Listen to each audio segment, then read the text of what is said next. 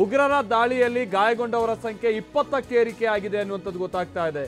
ಜಮ್ಮು ಕಾಶ್ಮೀರದ ಪಹಲ್ಗಾಮ್ನಲ್ಲಿ ಉಗ್ರರು ಇಂಥ ಕೃತ್ಯವನ್ನು ಎಸಗಿದಾರಲ್ಲ, ಗಾಯಗೊಂಡಂತವರ ಸಂಖ್ಯೆ 20 ಅನ್ನುವಂಥದ್ದು ಗೊತ್ತಾಗ್ತಾ ಇದೆ. ಯಾಕಂದ್ರೆ ನಮ್ಮ ಜೊತೆಗೆ ಪಲ್ಲವಿ ಅವರು ಮಾತನಾಡ್ತಾ ಇದ್ದಂಥ ಸಂದರ್ಭದಲ್ಲಿ ಒಂದಂತೂ ಕ್ಲಿಯರ್ ಆಗಿ ಗೊತ್ತಾಗ್ತಾ ಇತ್ತು. ಆ ಸ್ಥಳದಲ್ಲಿ ಬಹಳ ಮಂದಿ ಇದ್ರು. ಯಾರು? ಪ್ರವಾಸಿಗರು. ಸುಮಾರು 500ಕ್ಕಿಂತ ಹೆಚ್ಚಿನ ಪ್ರವಾಸಿಗರು ಒಂದ್ ಕಡೆ ಸೇರಿದ್ದಂಥ ಒಂದು ಸ್ಥಳ ಅದು.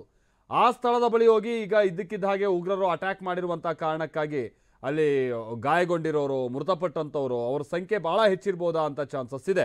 ಆ ನಿಟ್ಟಿನಲ್ಲೇ ಈಗ ಕಠಿಣವಾದಂಥ ಕ್ರಮವನ್ನು ತೆಗೆದುಕೊಳ್ಳೋದ್ರ ಜೊತೆಗೆ ಅಲ್ಲಿ ಯಾರಿದ್ರು ಏನು ಎತ್ತ ಅದರ ಮಾಹಿತಿಯನ್ನು ಕೂಡ ಬಹಳ ನಿಖರವಾಗಿ ನೀಡಬೇಕಾದಂಥದ್ದು ಅನಿವಾರ್ಯತೆ ಇದೆ. ರಾಜ್ಯದ ಮಟ್ಟಿಗೆ ಹೇಳೋದಾದ್ರೆ ಪಲ್ಲವಿ ಅವರು ಹೇಳಿರೋ ಪ್ರಕಾರವಾಗಿ ಆ ಸ್ಥಳದಲ್ಲಿ ಬಹಳ ಕನ್ನಡಿಗರಿದ್ರು. ಯಾಕಂತಂದ್ರೆ ಅಲ್ಲಿ ಕೂಗಾಡ್ತಾ ಕಿರುಚಾಡ್ತಾ ಓಡ್ತಾ ಇದ್ದಂಥ ಸಂದರ್ಭದಲ್ಲಿ ಹಲವರು ಕನ್ನಡಿಗರು ಇದ್ದಾರೆ ಅನ್ನುವಂಥದ್ದು ನಮಗೆ ಗಮನಕ್ಕೆ ಬರ್ತಾ ಇತ್ತು ಅನ್ನುವಂಥದ್ದನ್ನು ಅವ್ರು ಹೇಳಿದ್ದಾರೆ.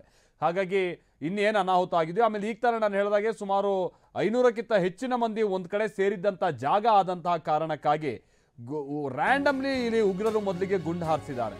ಹಾಗಾಗಿ ಬಹಳ ಮಂದಿ ಗಾಯಕ್ಕೊಳಗಾಗಿರೋದು ಅಥವಾ ಮೃತಪಟ್ಟಿರೋರು ಹೆಚ್ಚಿಗೆನೇ ಇರ್ಬೋದು.